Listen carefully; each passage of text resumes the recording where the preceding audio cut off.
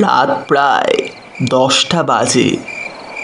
ধীরেনবাবুর আজ অফিস থেকে ফিরতে একটু দেরি হয়ে গেছে। স্টেশন থেকে বেরিয়ে হাঁটা পথ ধরলেন উনি। স্বাভাবিকভাবেই এত রাতে কোনো রকম যানবাহন পেলেন না। প্রায় গ্রাম্য এই এলাকায় রাত 10টার মধ্যেই যেন মাঝরাত নেমে আসে। এখানে স্টেশন থেকে যে সোজা রাস্তাটা নেমে গেছে সেখান দিয়ে বাড়ি পৌঁছতে প্রায় আধ ঘন্টা সময় লাগে। তাই অগত্যা অন্য একটা রাস্তা ধরলেন ধীরেনবাবু। সেখান দিয়ে গেলে মোটামুটি 15-20 মিনিটের মধ্যেই বাড়ি পৌঁছে যাওয়া যায়। দ্রুত পা চালাচ্ছেন ধীরেনবাবু। এই রাস্তাটার দুপাশে বাড়িঘর প্রায় নেই বললেই চলে। প্রথমে কিছুক্ষণ ঘন বাঁশবাগান, আর তারপর দুদিকে খোলা জমি, ক্ষেত, ছোট ছোট ঝিল, জলাভূমি এসব দেখা যায়। এই রাস্তা নিয়ে নানা লোকে নানা রকম কথা রটিয়ে বেড়ায়। অবশ্য ধীরেনবাবুর এসবে বিশ্বাস নেই। নিজের মনে গুনগুন করতে করতে হাঁটছিলেন।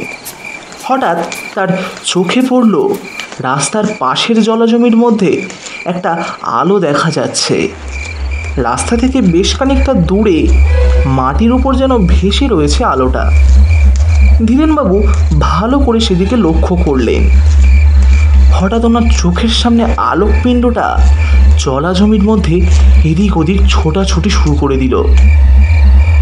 দূরে জঙ্গলের দিক থেকে একদল শিয়াল সমস্বরে ডেকে উঠল। গাটা কেমন যেন ছমছম করে উঠল ধীরেনবাবুর।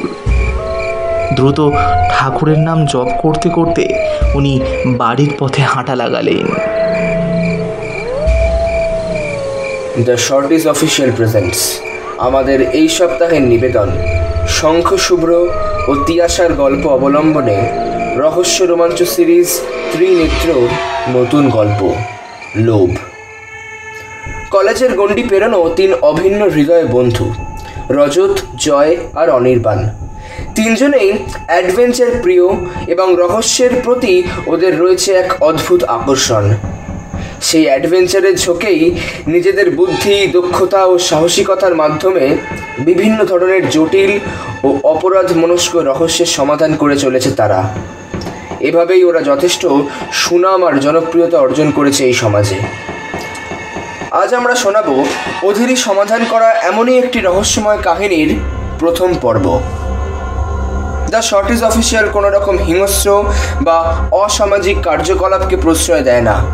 লেখক ও লেখিকারা রোমাঞ্চকর আবহ তৈরি করার জন্যই এই বিষয়গুলি গল্পে ব্যবহার করেছেন। আশা করি সমস্ত শ্রোতারা খোলা মনে আমাদের এই নিবেদন গ্রহণ করবেন এবং আমাদের পূর্ণ সমর্থন করবেন।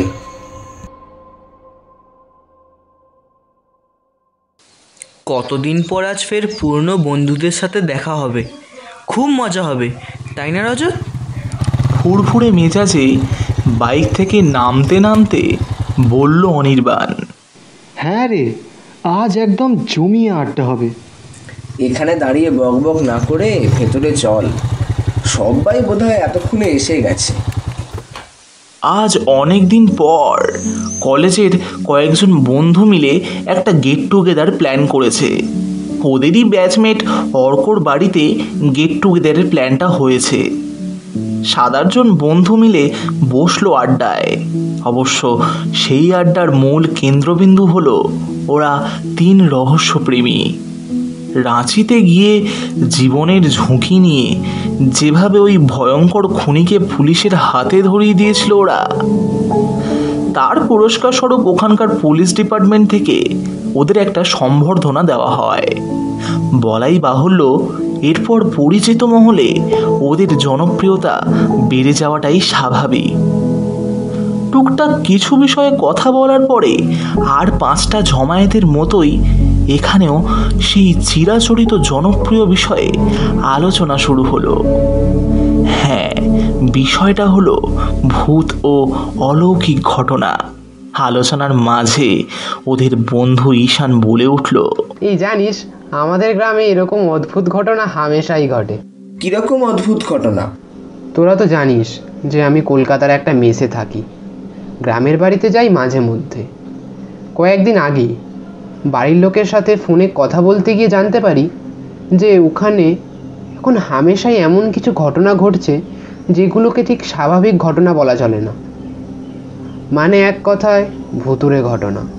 ঈশান, তোর গ্রামের বাড়িতে কি ভূত আছে? আমার বাড়িতে না, গ্রামের প্রান্তের দিকে বেশ খানিকটা অঞ্চল জুড়ে জঙ্গল আছে। প্রধানত ওখানেই এসব ঘটছে। আতঙ্কটা এখন এতটাই বেড়ে গেছে যে লোকে সূর্যাস্তের পর ওই রাস্তায় পা রাখতে পর্যন্ত ভয় পায়। ওখানে ঠিক কি দেখা যায় জানিস? দেখ, আমার বাড়ির লোক ওখানে খুব একটা যায় না, তবে লোকমুখে যা শুনেছে তাই আমাকে বলল। ওখানে মানে ওই জঙ্গলের ধারে গভীর রাতে কারা যেন আগুন জ্বালায়। এই, ভূত তো আগুনে ভয় পায়, তাহলে ভূত আগুন কেন জ্বালাবে? এটাই তো আশ্চর্য ব্যাপার। কিন্তু তুই বল, একটা নির্জন জায়গা যেখানে রাতের পর কেউ যেতেই চায় না, সেখানে হঠাৎ কেউ আগুন কেন জ্বালাবে? আচ্ছা, কেউ রাতের বেলায় যায়নি ওখানে? শুনেছি তো গ্রামবাসী ভয় পায় ওখানে যেতে। রাতের পর যে যার বাড়ি চলে যায়, ফলে গ্রাম হয়ে যায় নির্জন। আর কিছু জানিস না এ ব্যাপারে? না রে, এর থেকে বেশি তেমন কিছু জানি না। শুনেছি কিছু লোক রাত্রিবেলা ওখানে গিয়ে ভয় পালিয়ে এসেছে। হয়তো তারাও কিছু দেখেছিল। তবে আমার এই ব্যাপারটায় কেমন যেন একটা খটকা লাগে, জানিস। হঠাৎ অর্কর গলায় পরিবেশটা যেন একটু হালকা হলো। আচ্ছা, তোদের এই খটকা নিয়ে আলোচনাটা খাবারের পরে করলে হয় না? আসলে অনেক রাত হয়ে গেছে তো, আর আমার খিদেও পেয়েছে অনেক, তাই আর কি। অনির্বাণ হাসি মুখে বলল, হে হে অর্ক, তুই তো আমার মনের কথা বললি রে। আমারও অনেকক্ষণ থেকে খিদে পাচ্ছে। ওর কথা শুনে ঘরে একটা হাসির রোল উঠল। খাওয়া দাওয়া সেরে কিছুক্ষণ গল্প গুজব করে সবাই যে যার বাড়ির পথে রওনা দিল। রজত বাইরে এসে বলল, আচ্ছা ঈশান, তুই আমাদের কলেজের উল্টো দিকের ওই মেসটাতেই তো থাকিস এখনো? হ্যাঁ রে, কিন্তু হঠাৎ জিজ্ঞেস করছিস? না না, এমনি জিজ্ঞেস করলাম।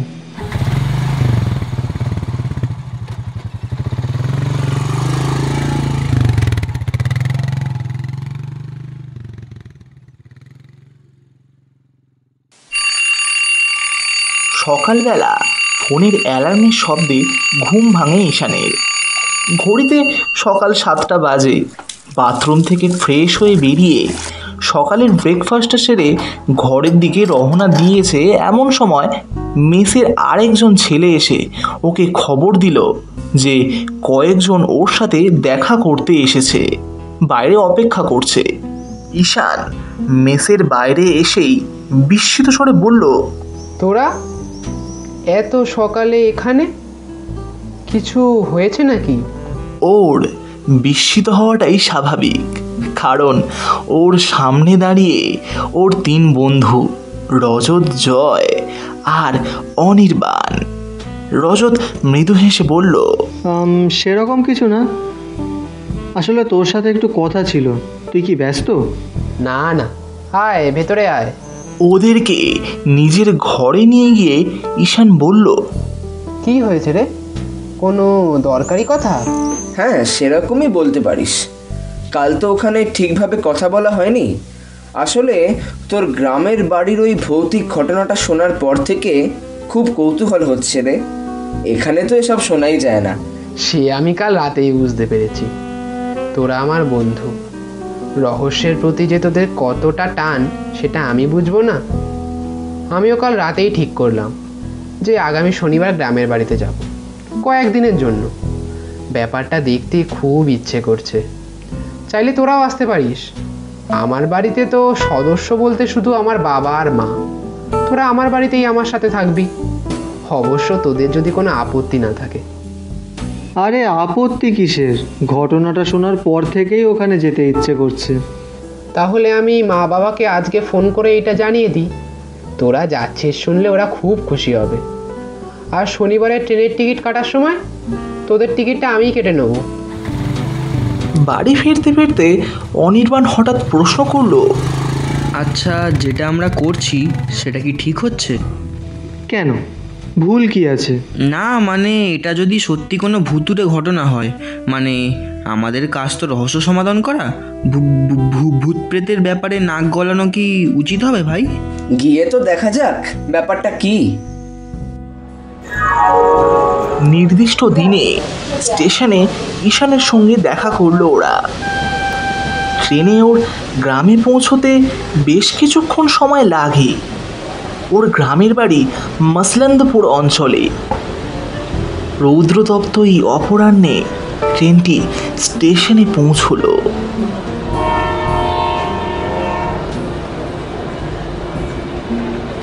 স্টেশন থেকেও প্রায় আধা ঘন্টার হাঁটা পথ। তাই স্টেশনেই একটা ছোট ধাবায় বসে কিছু খেয়ে নিয়ে চারজনে একটা মোটর ভ্যান ভাড়া করেই রওনা দিল ঈশানের বাড়ির দিকে। গ্রাম অনেক উন্নত হলেও কিছু জায়গায় এখনও সিমেন্টের রাস্তা তৈরি হয়নি। ইট পাথর বিছানো রাস্তার ওপর দিয়েই মোটর ভ্যানটি ক্রমাগত ঝাঁকুনি খেতে খেতে এগিয়ে চলেছে সামনের দিকে। বেশ ভালো লাগছে, তাই না? ভালো তো লাগছে, কিন্তু এই ঝাঁকুনিতে তো খিদেটা আরও বেড়ে যাচ্ছে রে। ও নিয়ে ভাবিস না অনির্বাণ, বাড়িতে মা সবার জন্য নিজের হাতে রান্না করে রেখেছে। এই কথাটা শোনার পর মনটা যেন একটু শান্ত হলো রে। গ্রামের টাটকা টাটকা সব খাবার দাবার, আহা, ভাবলেও জিভে জল চলে আসে। সত্যি অনি, তুই পারিস বটে। রাস্তার দুপাশে ধুধু করছে মাঠ ঘাট খেয়ে। দুপুরে চড়া রোদ থাকলেও চারপাশ থেকে আসা হাওয়ায় রোদের কষ্টটা তুলনামূলক কম হচ্ছিল। আশেপাশে লোকজনও দেখা যাচ্ছে। বেশ কিছুক্ষণ পর ওরা এসে পৌঁছলো ঈশানের বাড়ির সামনে। দোতলা পাকা বাড়ি, বাড়ির বাইরে পরিষ্কার খোলা উঠোন। ঈশান সদর দরজায় আলতো করে টোকা দিল। কয়েক সেকেন্ডের মধ্যেই এক মাঝবয়সী ভদ্রলোক এসে দরজা খুললেন। ঈশান কিছু বলার আগেই উনি হাসি মুখে বললেন, এসে গেছিস বাবা, আয় ভেতরে আয়। তোর মা কখন থেকে বসে আছে। আরে তোমরা তিনজনে বাইরে দাঁড়িয়ে কেন? ভেতরে আসো, আলাপ পরিচয়টা বরং ভেতরেই গিয়ে সেরে নেওয়া হোক। ইনি যে ঈশানের বাবা তাতে বিন্দুমাত্র সন্দেহ নেই। ওনার সঙ্গে বাড়ির ভেতরে ঢুকলো ওরা। সদর দরজা পেরিয়ে ছোট বারান্দা, যার বাঁদিকে রান্নাঘর আর তার পাশেই একটা শোয়ার ঘর। ডান পাশ থেকে একটা সিঁড়ি উঠে গেছে দোতলার দিকে। সেই সিঁড়ি থেকেই একজন মহিলা নেমে এলেন একতলায়। ওনার চেহারায় আভিজাত্যের ছাপ স্পষ্ট। হাসি মুখে বললেন, দেখো দেখি, সারাদিন এত ধকল করে এসে ছেলেগুলোর মুখগুলো কেমন শুকিয়ে গেছে। ঈশান, যা দোতলায় নিয়ে গিয়ে ওদের ঘরগুলো দেখিয়ে দে। আর শোনো, ব্যাগপত্র রেখে এসে হাত মুখ ধুয়ে বসো সবাই, আমি খাবারের আয়োজন করছি। ঈশানের সঙ্গে দোতলায় উঠল ওরা। দোতলায় সারিবদ্ধভাবে তিনটে ঘর। প্রথম দুটো শোয়ার ঘর আর তার পাশেই ঠাকুর ঘর। ঈশান এসে ঘরের দরজা খুলে দিয়ে বলল, এই দুটো ঘরের মধ্যে একটা আমার ঘর। তোদের মধ্যে যে কোনো দুজন পাশের ঘরে থাকিস আর আরেকজন আমার সঙ্গে থাকিস, কেমন? ঘরগুলো বেশ সুন্দরভাবে সাজানো গোছানো। ঘরের একপাশে একটা চওড়া খাট, যা দুজন আরামে শোয়ার পক্ষে যথেষ্ট। এছাড়া টুকিটাকি কিছু আসবাবপত্র রয়েছে। ব্যাগ দোতলার ঘরে রেখে নিচে নেমে এলো ওরা। একতলায় রান্নাঘরের একপাশে বাথরুম, সেখানে হাত মুখ ধুয়ে বারান্দার একপাশে রাখা চেয়ারে এসে বসলো চারজনে। ঈশানের বাবা মানে বিমলবাবুও উপস্থিত ছিলেন সেখানে। ওদের তিনজনের সাথে আলাপ করে নিলেন উনি। ঈশানের বাবা পেশায় একজন স্কুল শিক্ষক এবং অত্যন্ত মিশুকে স্বভাবের মানুষ। সেই তুলনায় ওর মা সুপ্রিয়া দেবী কিছুটা রাশভারী স্বভাবের মানুষ। খাওয়া দাওয়ার পরে ঈশান বলল, বিকেল তো হয়েই গেছে, চল গ্রামে ঘুরতে বেরোবো। ঈশানের মা সুপ্রিয়া দেবী বললেন, হ্যাঁ সেই ভালো, বিকেলের আলো থাকতে থাকতে গ্রামটা ঘুরে আয়। তবে ঈশান, ফোনে নিশ্চয়ই সব শুনেছিস, সন্ধে নামার আগেই বাড়িতে ফিরে আসবি। সন্ধ্যের পর একদম বাড়ির বাইরে থাকবি না। চারজনে কয়েক মুহূর্ত থমকে রওনা দিল। কলকাতা শহরের পরিবেশে অভ্যস্ত ওরা তিনজন।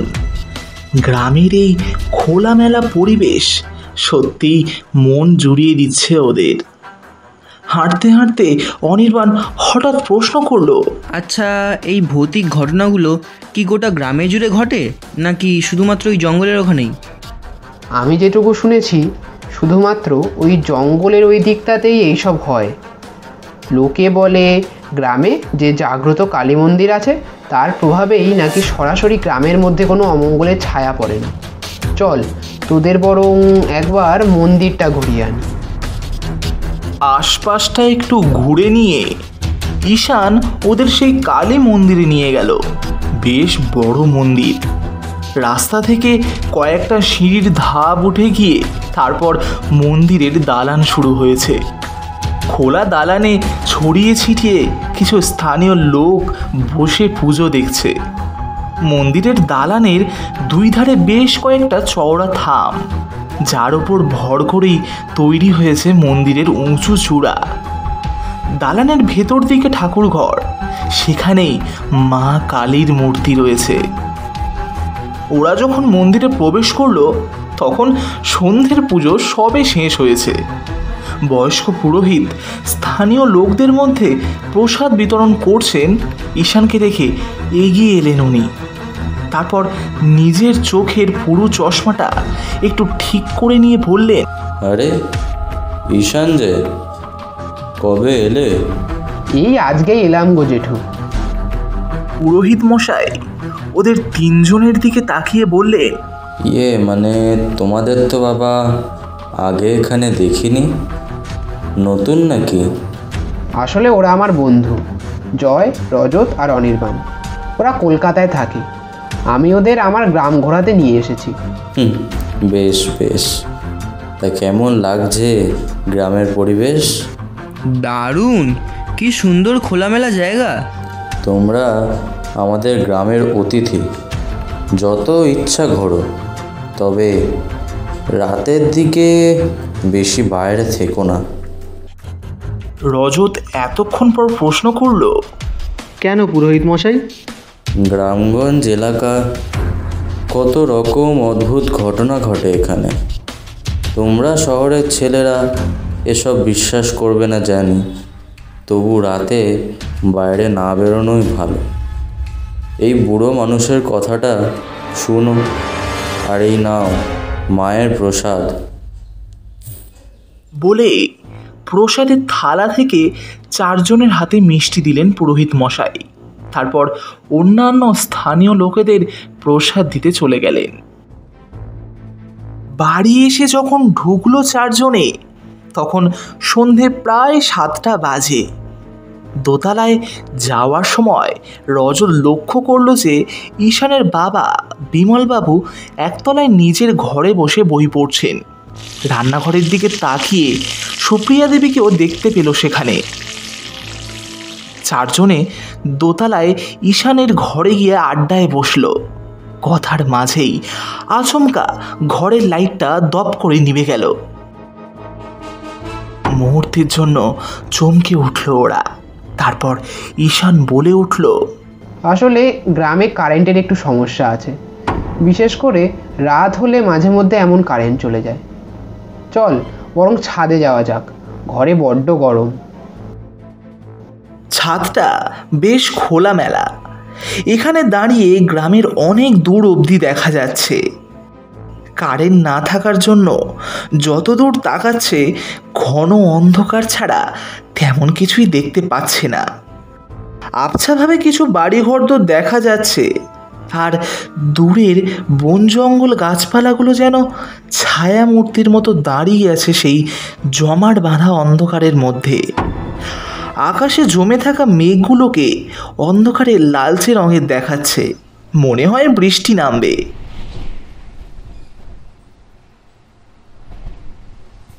একটা দমকা ঝোড়ো হাওয়া বয়ে গেল। এক অদ্ভুত তৃপ্তি অনুভব করছিল ওরা। জয় বলল, আচ্ছা ঈশান, এইরকম সময়ে যদি সেই জায়গাটায় যাওয়া যায়, মানে যেখানে সেই ভৌতিক ঘটনাগুলো ঘটে।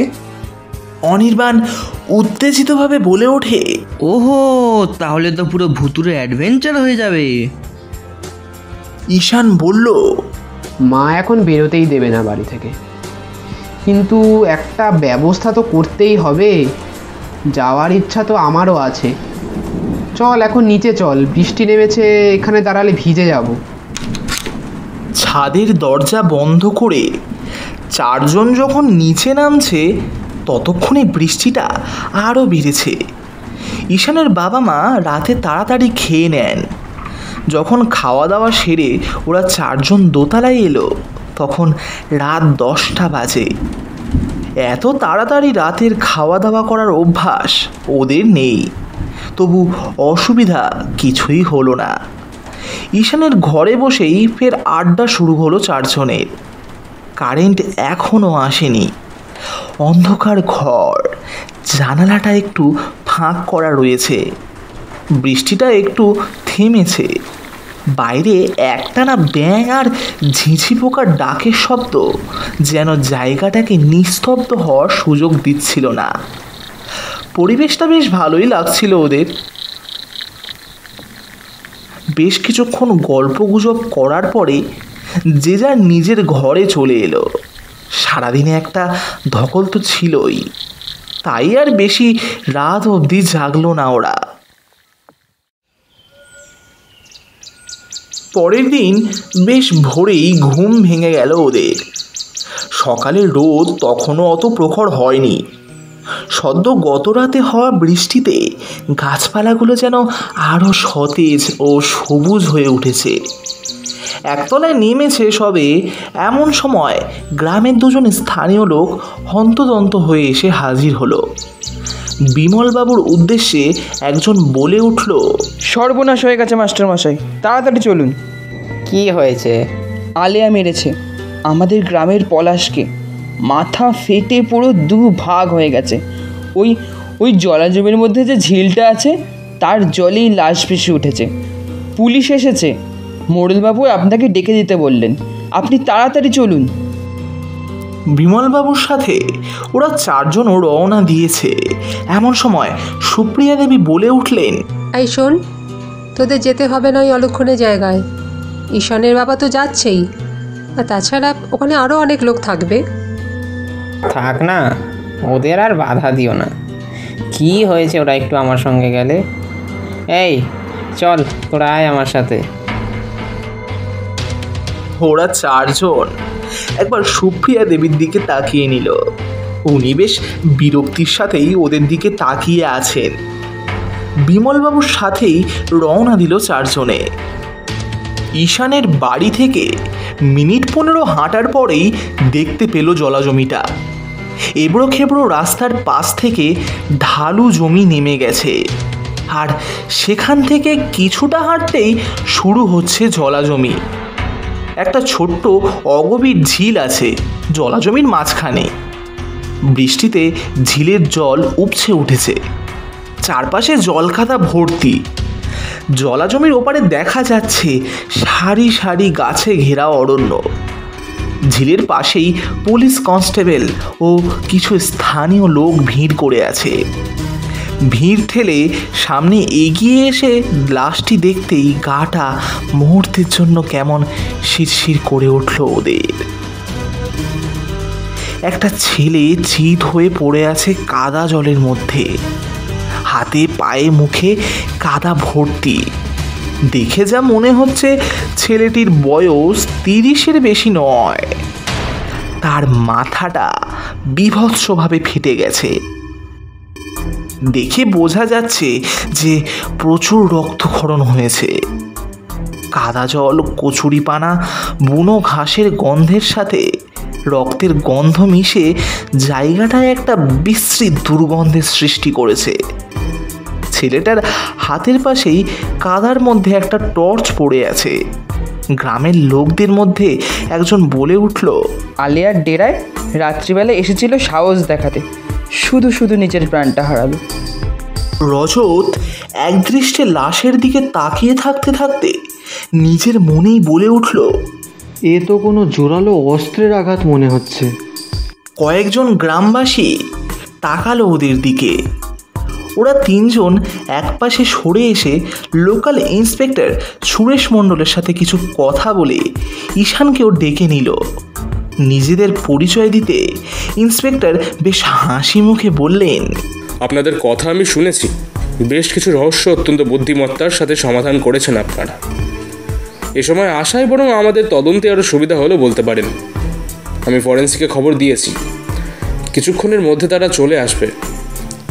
তবে সত্যি বলতে আমারও বেশ খটকা লাগছে ব্যাপারটায়। এই ভৌতিক উপদ্রবের মধ্যে কিছু তো একটা ধোঁয়াশা আছে।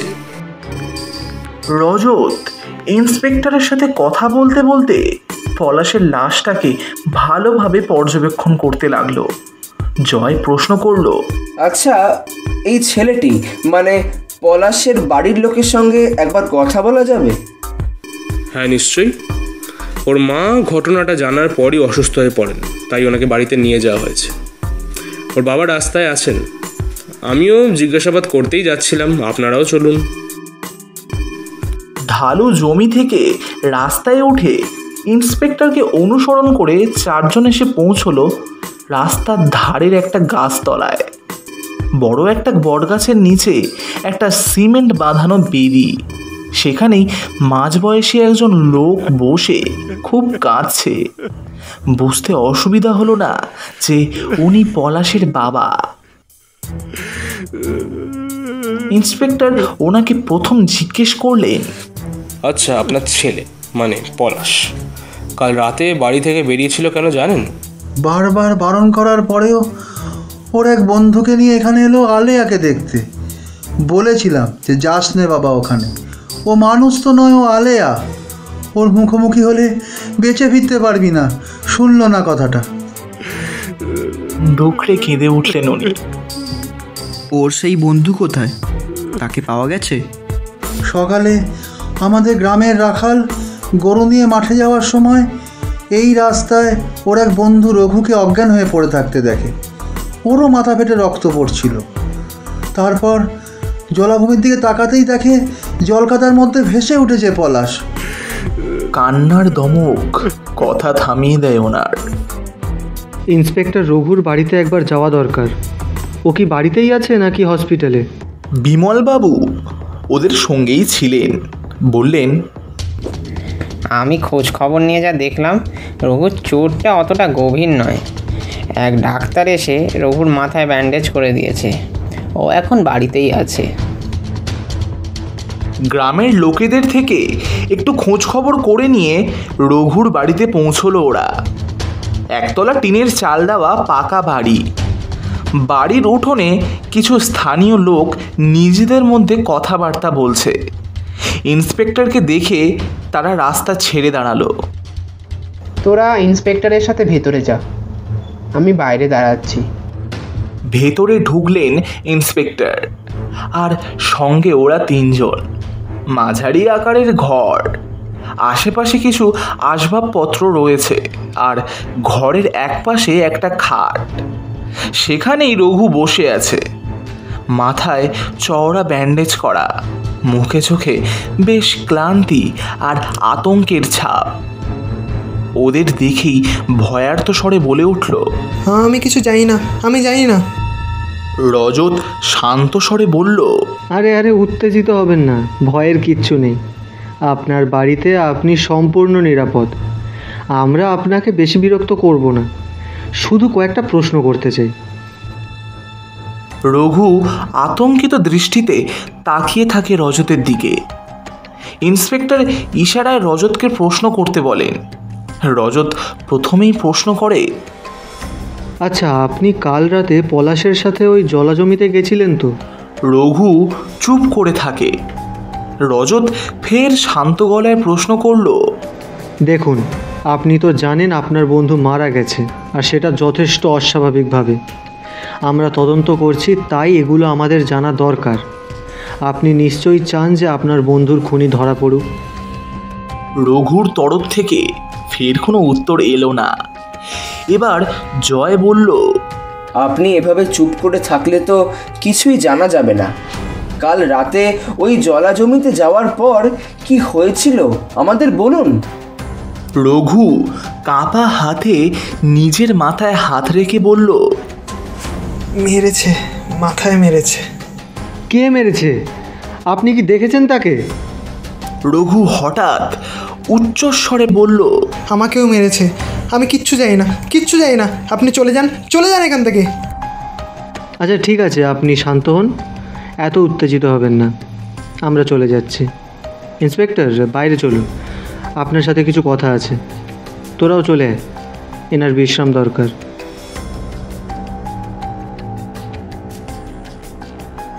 সেদিন সন্ধ্যার দিকে চারজনে একতলায় নেমে এলো। সুপ্রিয়া দেবী তখন ঘরে ধূপ ধুনো দিচ্ছিলেন। ওদের দেখে অবাক স্বরে বললেন, কিরে, এত সন্ধেবেলা সবাই মিলে কোথায় যাচ্ছিস? ঘরে বসে আর ভালো লাগছে না, তাই একটু আশেপাশে তাই বলে এই ভর সন্ধেবেলায় বাড়ির বাইরে যাবি? চিন্তা করো না মা, কিছুক্ষণের মধ্যেই তো চলে আসবো। এই কথা বলে ওদের নিয়ে বাড়ি থেকে বেরিয়ে গেল। কথাবার্তার শব্দে বিমলবাবু ঘর থেকে বেরিয়ে এসে জিজ্ঞাসা করলেন, ঈশান কি কোথাও বেরোলো সুপ্রিয়া?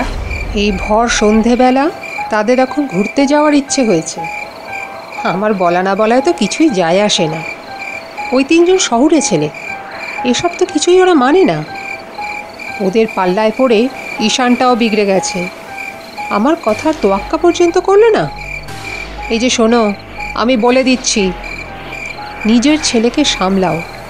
ওই ছেলে তিনটের পাল্লায় পড়ে এবার যদি কোনো অঘটন ঘটে, গ্রামে কিন্তু আর মুখ দেখাতে পারবে না। মনে রেখো এটা। কিছুক্ষণ আশেপাশে হাঁটাহাঁটি করার পরে চারজনে গিয়ে হাজির হলো সেই কালী মন্দিরে। মন্দিরে ততক্ষণে সন্ধ্যা আরতি শেষ হয়ে গেছে। স্থানীয় লোকজনও কেউ নেই। পুরোহিত মন্দির বন্ধ করার প্রস্তুতি নিচ্ছিলেন। ওদের এই অসময় দেখে বললেন, আরে তোমরা কিন্তু এখন? এই পুজো তো শেষ হয়ে গেল একটু আগে। হ্যাঁ, ইচ্ছে করেই দেরিতে এলাম। আসলে আপনাকে কিছু জিজ্ঞেস করার ছিল। আমি তোমাদের কি সাহায্য করব বলো? কিছু কি হয়েছে? সেরকম গুরুতর কিছু নয় পুরোহিত মশাই, শুধু আমাদের কয়েকটা প্রশ্ন ছিল আপনার কাছে। হ্যাঁ হ্যাঁ, নিশ্চয়ই। তোমরা বরং মন্দিরের ভেতরে এসো। মন্দিরের ভেতরের দালানে এসে বসলো ওরা চারজন। পুরোহিত ওদের সামনে বসে বললেন, নাও এবার বলো তোমাদের কি প্রশ্ন আছে। আপনি পলাশকে চেনেন তো? হ্যাঁ হ্যাঁ, চিনব না কেন? খুব বাজে একটা দুর্ঘটনা ঘটে গেল ওদের সাথে। কি আর করব বলো? আপনার কি মনে হয় পলাশকে সত্যি আলেয়া মেরেছে? পুরোহিত মৃদু হাসলেন, বললেন, দেখো বাবা, আমার মনে হতে কি সত্যিই কিছু যায় আসে।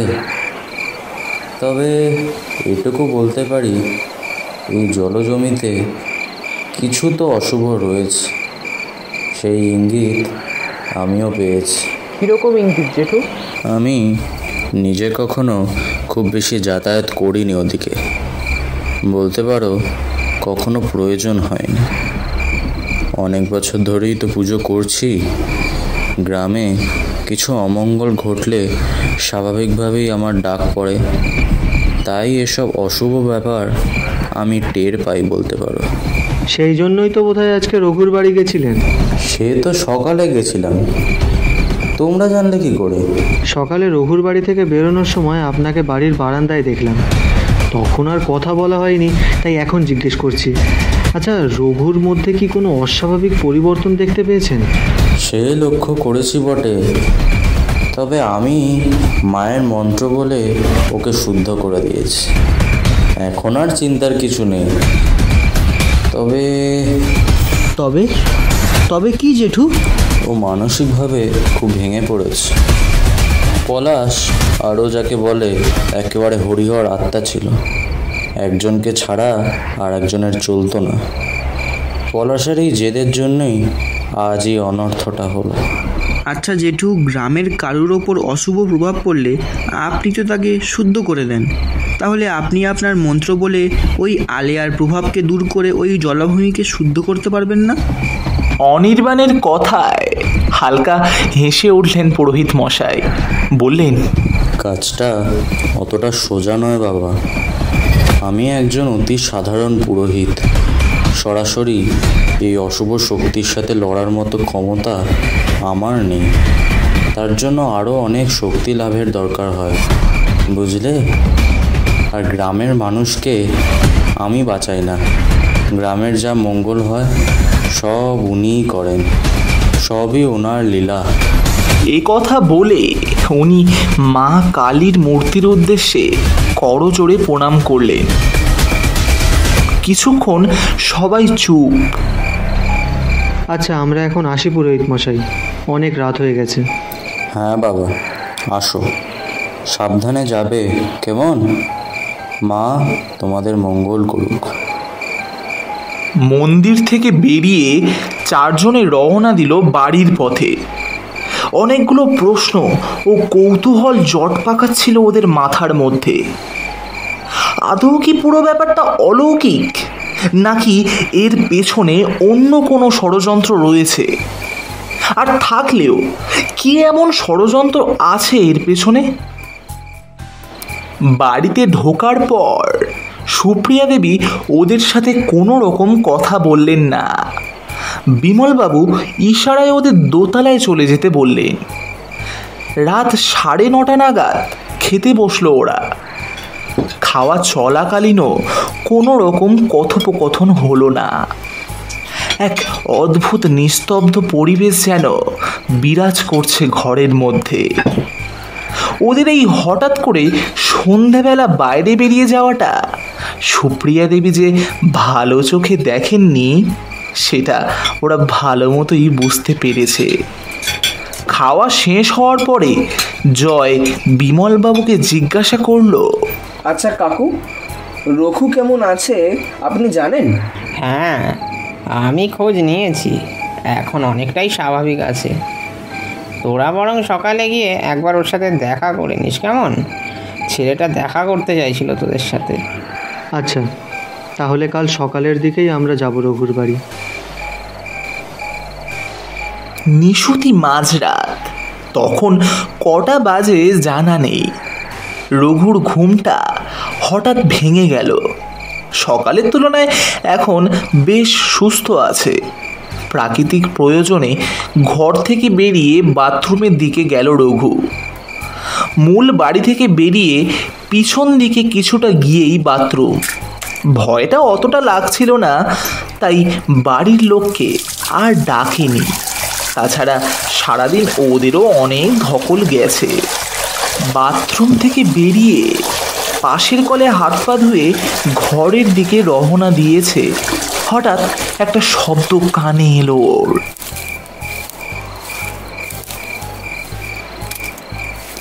খসখস করে ঘাসের মধ্যে একটা শব্দ। পিছন ঘুরে তাকালো। ওদের বাড়ির পিছন দিকে একটা পরিত্যক্ত জমি আছে, সেদিক থেকেই আসছে আওয়াজটা। একটু কৌতূহলী হয়ে টর্চ জ্বালিয়ে ও একটু এগিয়ে গেল দেখার জন্য। আচমকা অন্ধকার জমিটার মধ্যে দপ করে একটা অগ্নিপিণ্ড জ্বলে উঠল। এক মুহূর্তের মধ্যে আগের রাতের ঘটনাগুলো মনে পড়ে গেল ওর। গাটা শিরশির করে উঠল ভয়ে। জলা জমি থেকে ওর পিছু নিয়ে এত অবধি চলে এসেছে সেই ভৌতিক আতঙ্ক। ওখান থেকে পিছিয়ে আসতে যাবে, আর ঠিক তখনই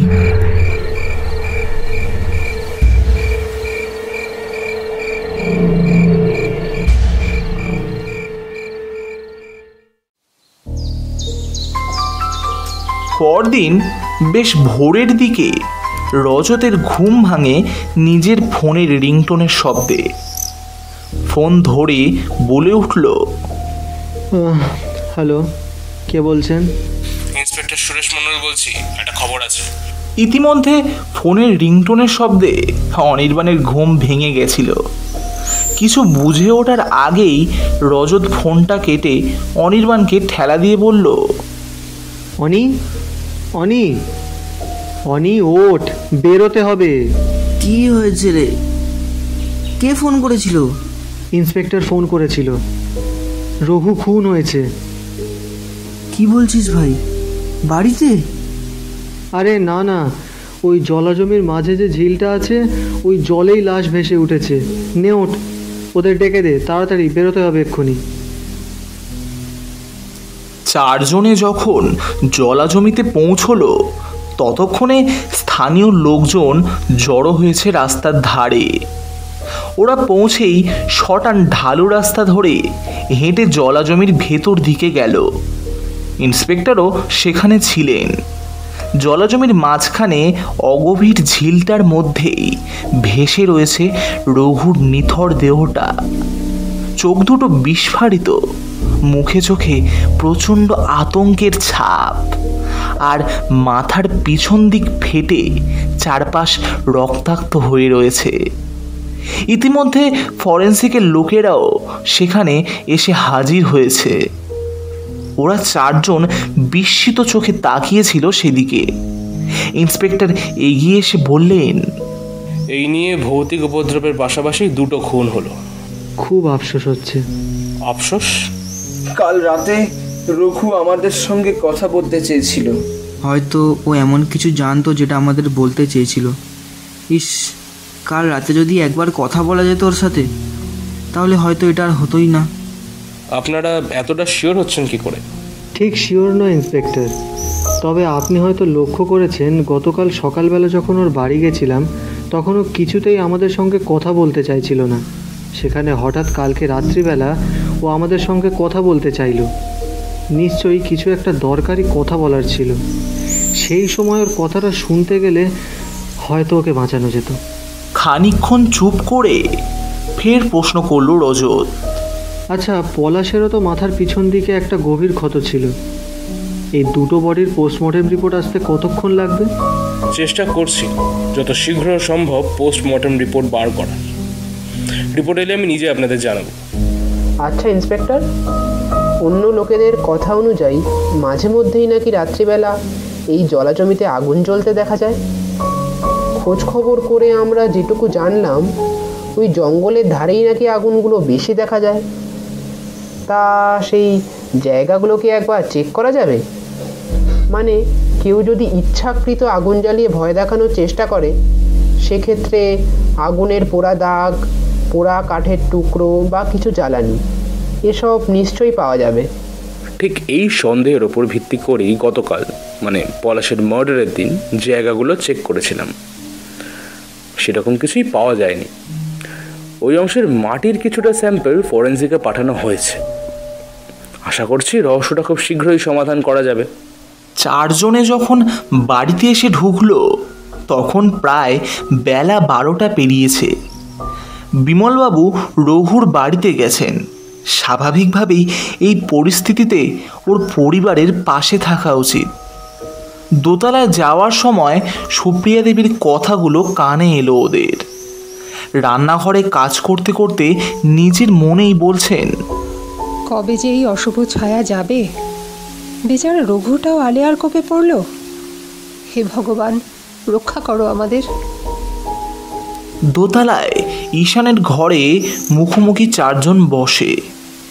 জয় প্রশ্ন করল, আচ্ছা ঈশান, তুই তো বলেছিলি যে এই আলেয়ার ঘটনা এখানে আগেও ঘটেছে। হ্যাঁ, ছোটবেলায় মাঝে মধ্যে শুনেছি।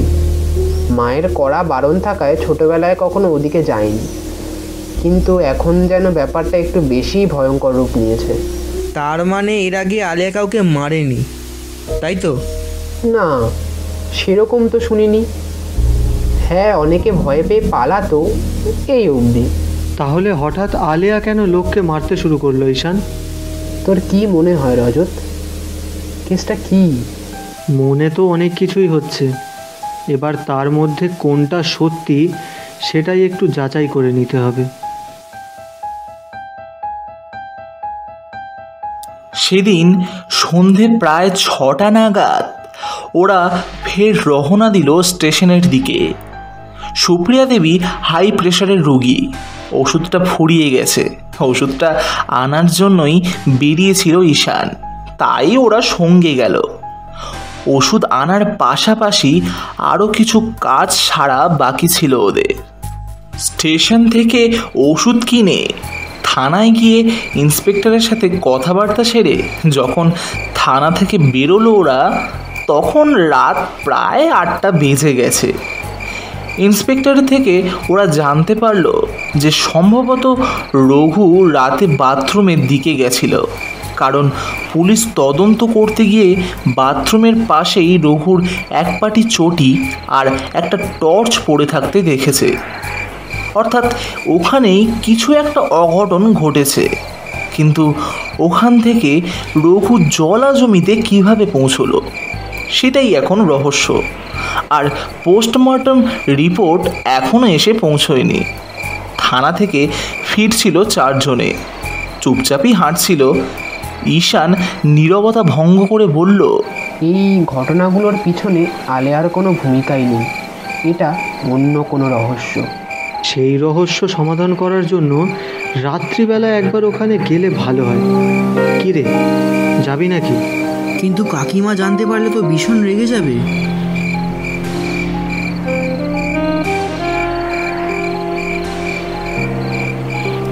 ওরা তখন জলাভূমির রাস্তার দিকে এগিয়ে গেল। প্রায় বেশ কিছুটা হেঁটে এসেছে ওরা।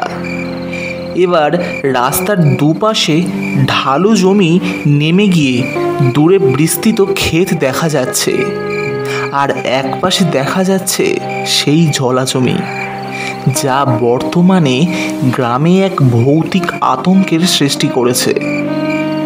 জলাজমির ওপারের জঙ্গলটা অন্ধকারে কালচে বিভীষিকার মতো দাঁড়িয়ে রয়েছে। কৃষ্ণপক্ষের রাত, চারপাশে জমাট অন্ধকার।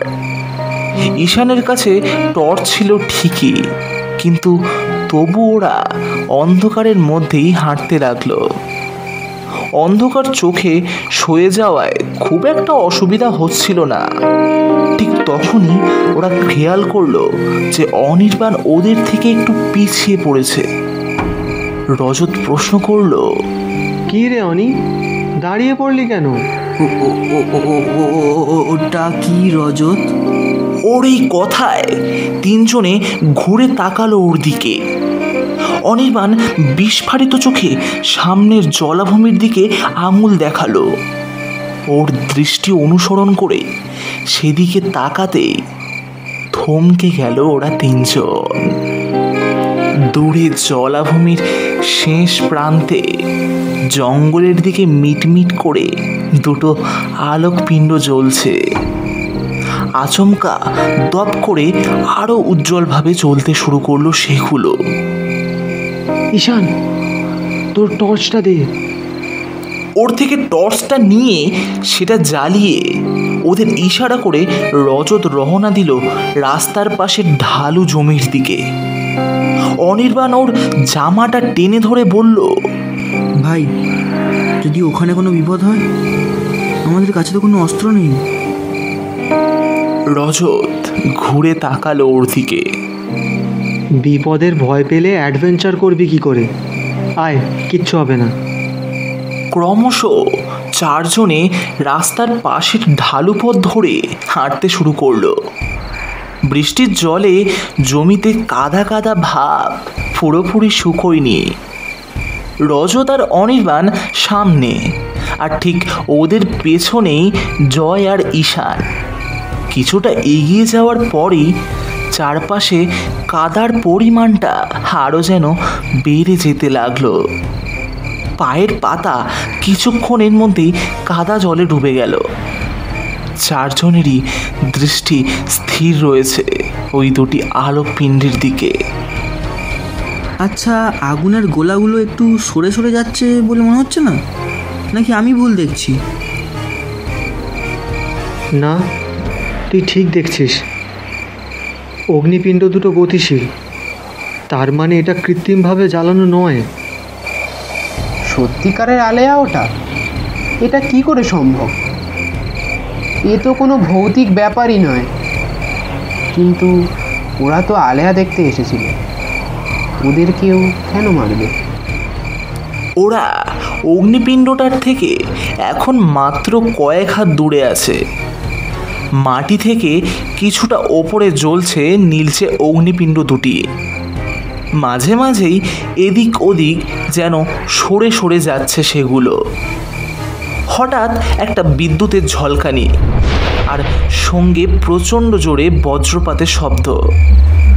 প্রবল বেগে বৃষ্টি পড়তে শুরু করলো। সারাদিনের গুমোট গরম যেন এক মুহূর্তে উধাও হয়ে গেল, আর তার সঙ্গে অগ্নিপিণ্ডগুলো যেন ক্রমশ আকারে ছোট হতে শুরু করলো। ধীরে ধীরে ওদের চোখের সামনে সেগুলো অদৃশ্য হয়ে গেল। চারপাশে এখন শুধু জমাট বাঁধা অন্ধকার, আর একটানা ঝিঁঝি পোকা ও ব্যাঙের ডাকের শব্দ। অন্ধকার জলাভূমির মাঝে সম্পূর্ণ ভেজা অবস্থায় দাঁড়িয়ে রয়েছে চারজন। রজত এতক্ষণে বলল, তোদের গ্রামের আতঙ্ককে দেখলি তো ঈশান? এ তো কোনো ভৌতিক ব্যাপারই নয়। এটা তো একটা প্রাকৃতিক ব্যাপার। জলা জমিতে মিথেন গ্যাস থাকে। রাত্রিবেলা যখন মাটির ওপরের বায়ুস্তরটা গরম থাকে, তখন এই মিথেন এবং বাতাসে থাকা আরও নানা দাহ্য গ্যাস মিলিত হয় এবং তা অক্সিজেনের সংস্পর্শে এসে এভাবে মাটি থেকে কিছুটা ওপরে নীলচে আগুনের একটা শিখায় জ্বলে ওঠে। আর হাওয়ার গতির জন্য এটা বারবার এদিক ওদিক সরে যায়। দূর থেকে দেখে মনে হয় যেন আগুনের পিণ্ডগুলো এদিক ওদিক ছোটাছুটি করছে, যাকে ভুল করে সবাই আলেয়া ভাবে। এইটা তো আমরা সবাই জানি, তাহলে শুধু শুধু ভয় পাচ্ছিলাম কেন? দূর। রজত মৃদু হেসে বলল, সেটাই তো অনি, আমরা অনেক কিছুই জানি, কিন্তু যখন মানুষ ভয় পায় তখন আর এই বুদ্ধি বিবেচনা কাজ করে না। তখন ভয়ের পেছনে লুকিয়ে থাকা সত্যিটাকে উদ্ঘাটন না করে মানুষ ভয়টাকে আঁকড়ে ধরে, আর মানুষের এই ভয়টাকে কাজে লাগিয়ে কিছু অসৎ ব্যক্তি তাদের অসৎ কাজ নিশ্চিন্তে চালিয়ে যায়। হ্যাঁ, এটা তো বোঝাই যাচ্ছে যে পলাশ আর রঘুকে অন্য কেউ মেরেছে। কিন্তু ওরা তো আলেয়া দেখতে এসেছিল, ওদের কেউ কেন মারবে? আলেয়ার সত্যিটা যখন জানা গেল, তাহলে এই বাকি রহস্যটাও খুব তাড়াতাড়ি সমাধান হয়ে যাবে। কিন্তু এভাবে ভিজে অবস্থায় আর কতক্ষণ দাঁড়িয়ে থাকবো? শরীর খারাপ করবে তো। হ্যাঁ, বাড়ি চল। মা বাবা নিশ্চয়ই চিন্তা করছে, অনেক রাত হয়ে গেল। চারজনে রওনা দিল মূল রাস্তার দিকে। জয় পিছনের জঙ্গলের দিকে তাকিয়ে কি যেন দেখছিল। অনির্বাণ বলল, এই জয়, কি দেখছিস রে? একটা পায়ের শব্দ শুনতে পেলাম মনে হলো। এত রাতে জঙ্গলে পায়ের শব্দ? মনে হলো কেউ যেন ছুটে চলে গেল জঙ্গলের গভীরে।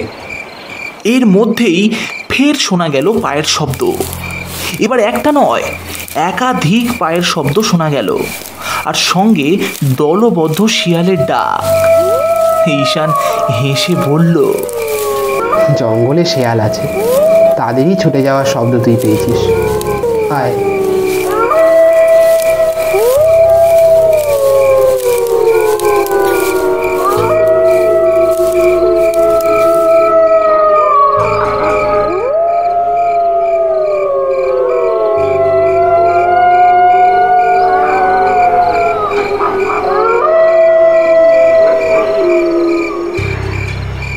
জয় তবুও কয়েক সেকেন্ড ভ্রু কুঁচকে জঙ্গলের দিকে তাকিয়ে থেকে ফের ওদের সঙ্গে রওনা দিল।